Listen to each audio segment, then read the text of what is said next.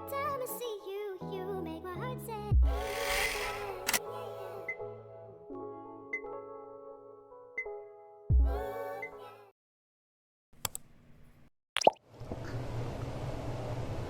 Hey guys, welcome to my channel and welcome to another video.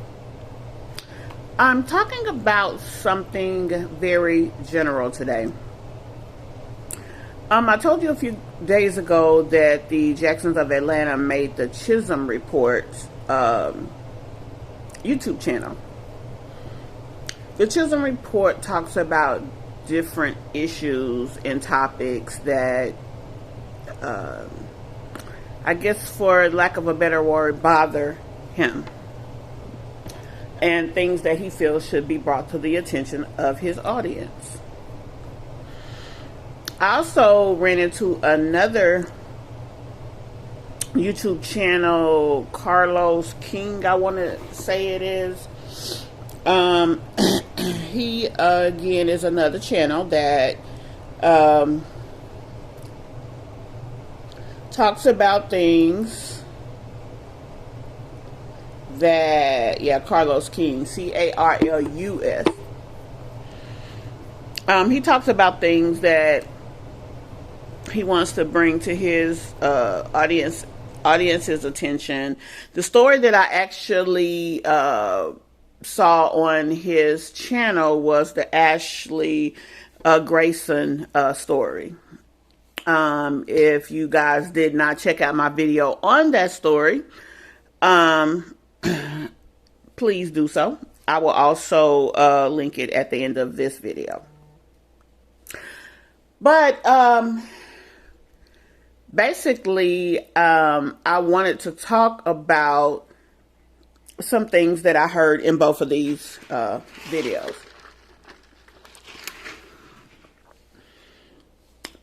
The Chisholm Report spoke about the Jacksons of Atlanta, and quite a few other people have spoke about them, saying that they exploit their kids.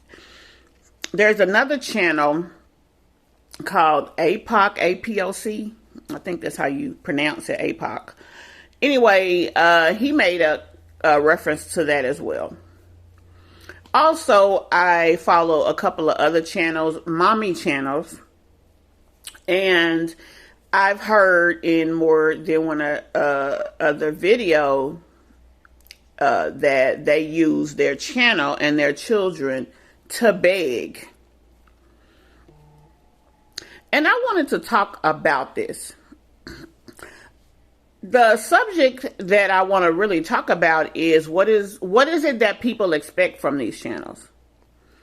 Because let's be honest, okay, in this day and time, a lot of YouTube channels are basically like TV shows. They have regular postings about whatever the subject of the channel is about. They may have different series that they run. They may have different stories that they run. Some are more like bloggers that bring you different kind of news reporting.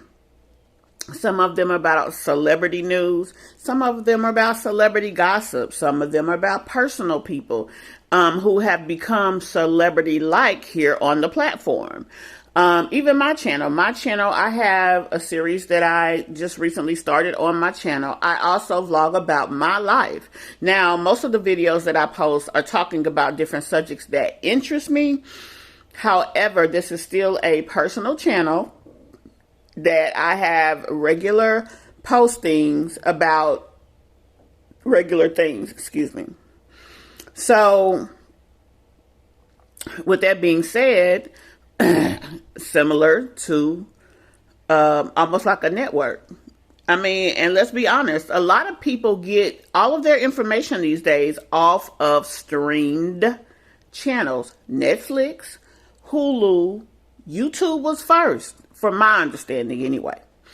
I remember living in Hepzibah and people talking about YouTube. Now, at the time, I didn't know what YouTube was, but it was where you could go and still at that time learn anything. They have been true to this thing from day one.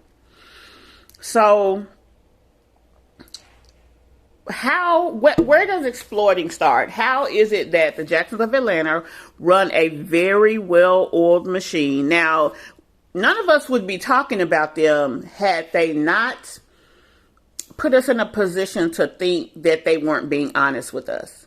If it had not been for that, nobody would have anything probably negative to say. There would be three sets of twins.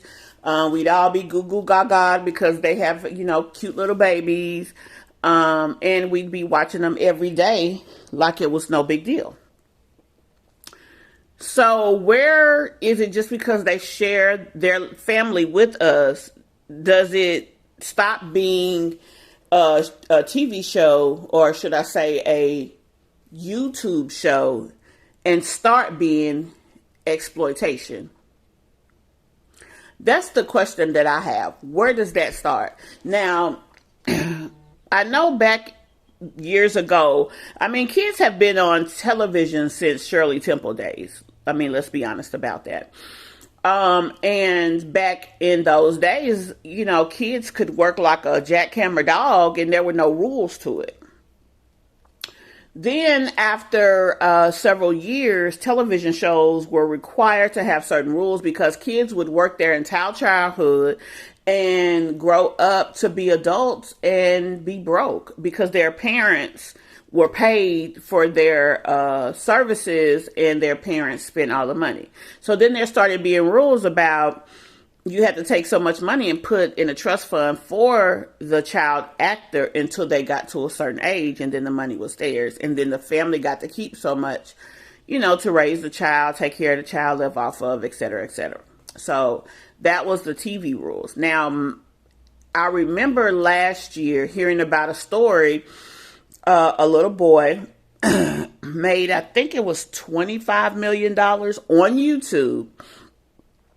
Him and his family had a channel, and they reviewed and he played with different toys. He played with it. He talked about how he liked it, what he liked about it.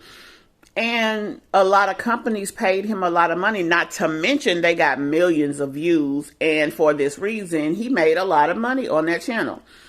Now, my understanding was for that particular year, after that there became rules when it came to child channels on YouTube.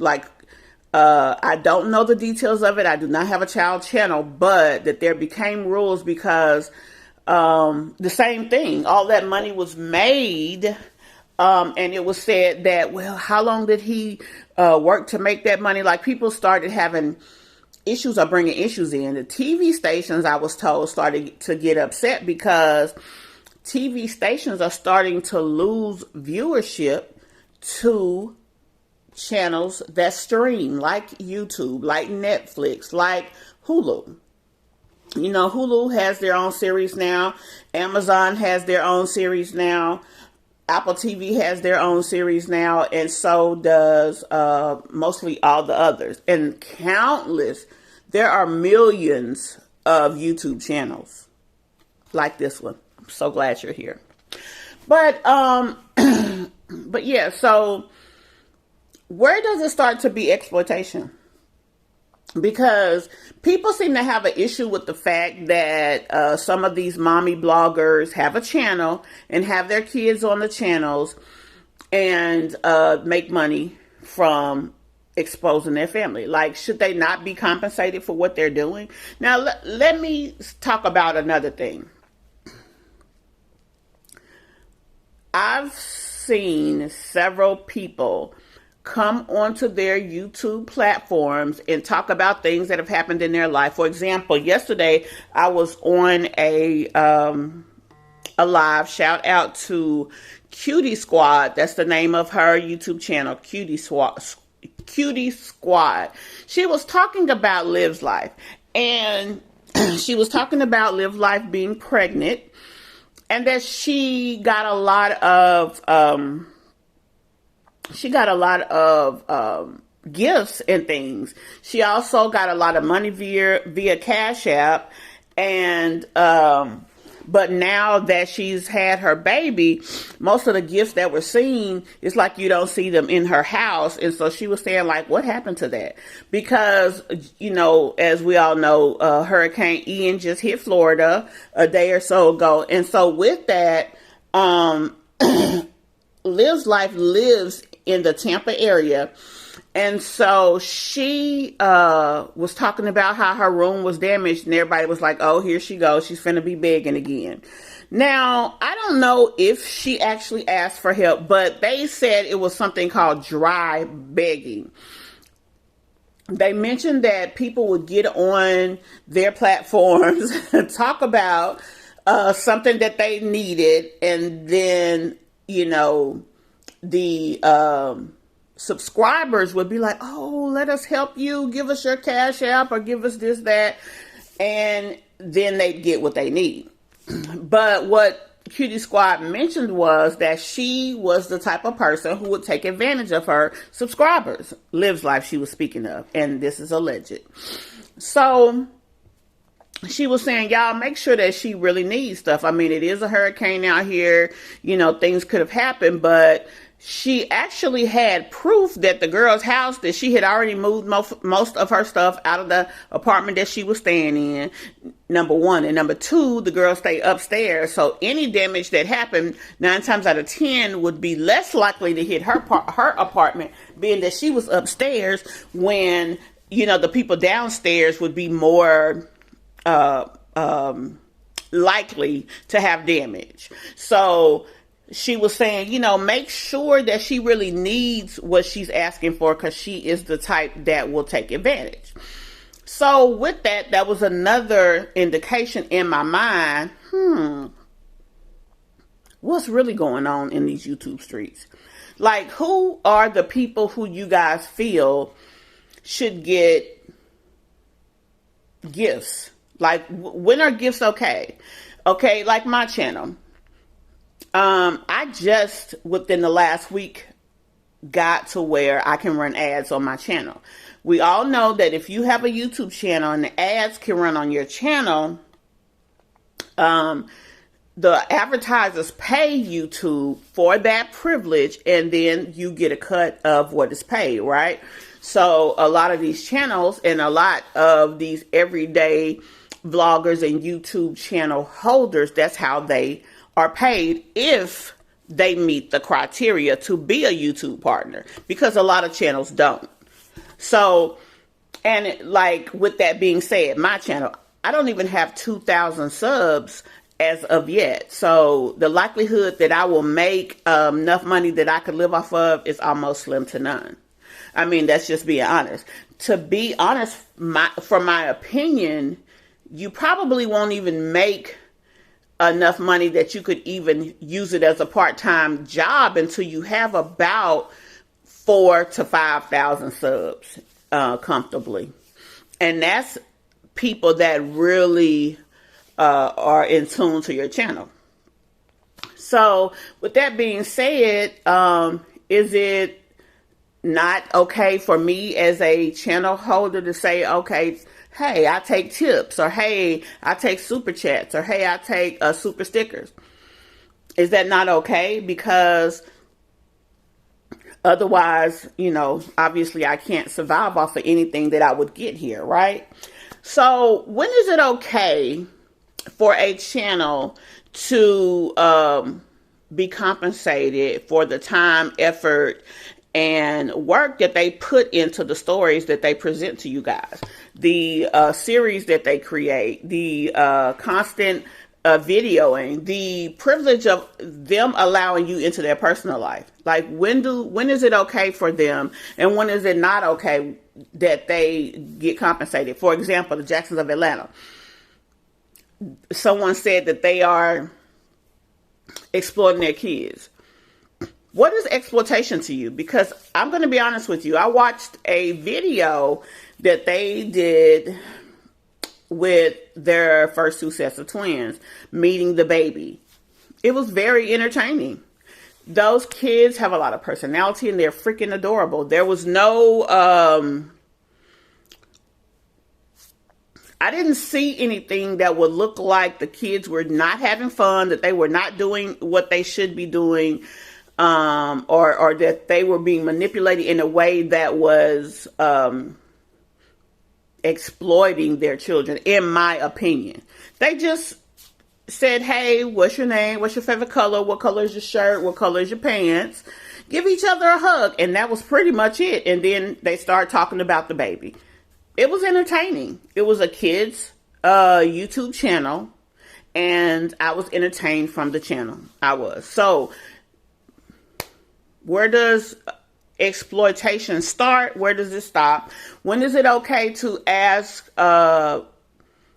I don't know if it's ever okay to ask your subscribers to give you something. It's one thing to have a channel and get paid off your channel. It's also another thing to have a wish list and people choose to go to your wish list. You can tell them about it, or you can have a little ticker at the bottom of the screen saying that you have a wish list, and you allow them to go and give accordingly. But when is it okay for you to do that, and when is it not okay for you to do that? And that's the question that I'm presenting in this message here, in this video. Because just because people show their kids on their channel doesn't mean that it's exploiting their kids. For example, the mommy channels. Let's use Strong Mommy Chrissy for an example. She is a mommy here on the platform. She has 9 kids. Now, to be honest with you, she very rarely shows her kids. She'll show you little things, let you in, let you see certain things of her kids. And then, you know, that's it. Then we have another mommy, My Jazzy Life. She's another mommy on the platform. Now, her kids are regularly shown on her channel. These are 2 different moms that do it 2 different ways, but they're both mommy bloggers. What makes one exploiting their kids versus the other? Is it the amount of time that they're shown? Should they only show their kids a certain amount of time? Should their kids not be able to talk about what they want for their birthday? Things of this nature. I mean, I really would like to know. A lot of these people, a lot of their subscribers, they get involved, they get attached to their channel. They like the family, they like the family dynamic. They think things are cute, great, wonderful. And when these people blog about their life, the good, the bad, and the ugly, when it's bad, they offer to help. Is that wrong? Is it wrong for the channel owner to accept the help? Like, I really want to know this, because, I mean, it just made me think about that. Especially with the Chisholm report, he felt very strongly about what he said.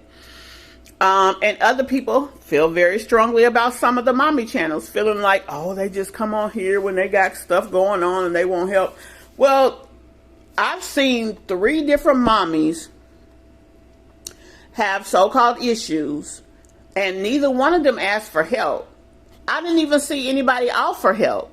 But yet, you still had subbies saying, or whether they were subbies or not, I'm not sure, but people on the platform and on the lives saying, y'all just begging. So, are they begging just because they mentioned to you? Should us as channel owners not mention the downfalls and the struggles that we go through? Like, I really want to know this, and I want to hear from you guys about this, because I'm a channel too. I want to know how to conduct myself in an appropriate manner. And also, I want to know how to, when I'm looking at another channel, say, yeah, let me go on over here because they, you know, with the shenanigans, and then this channel is not. I really would like to know the consensus here, because sometimes, most of the times when these situations were brought up, it never looked the way they said it was to me. So y'all, please come in. Let's discuss this in the comments. This is went kind of long. And so I want you guys to give me your input. What do you guys think is appropriate for talking to your subscribers about what's going on in your life? When is it exploiting your kids versus just showing your kids as a channel?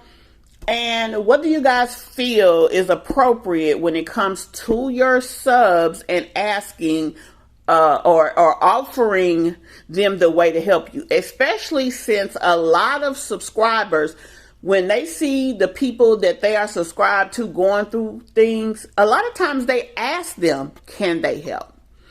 So tell me what y'all think. I really want to hear from you guys in the comments. And I can't wait for us to have this conversation. Okay? See you in the next one. Bye.